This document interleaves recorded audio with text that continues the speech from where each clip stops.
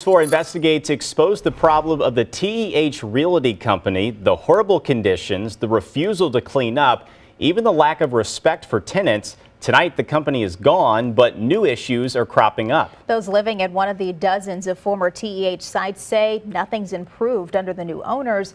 So what gives here? The trouble complex is in the Spanish Lake area. News 4's Ashley Lincoln went to Windham Chase this evening to see the problems for herself. Ashley, what's going on out there?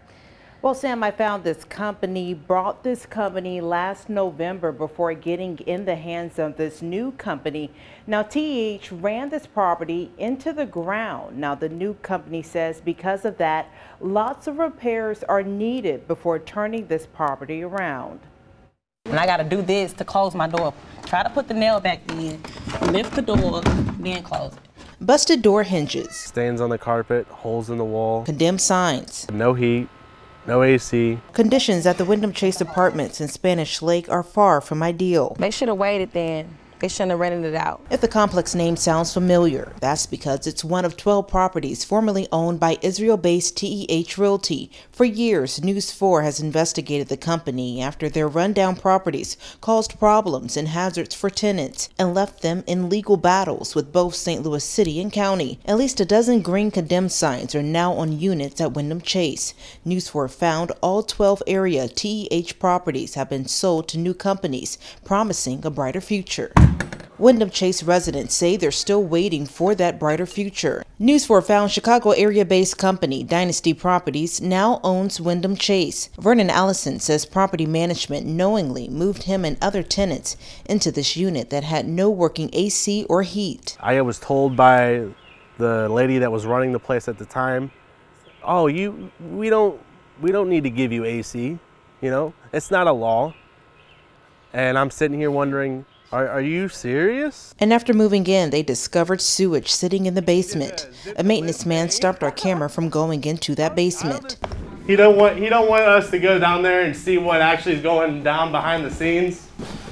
This isn't where the tenants go. There's no reason for any tenants to be down there. I spoke to the current property manager who didn't want to go on camera. She says repairs are slow as they work to fix the damage inherited by T.E.H. Currently, Dynasty only has 2 maintenance men working on this 218-unit property.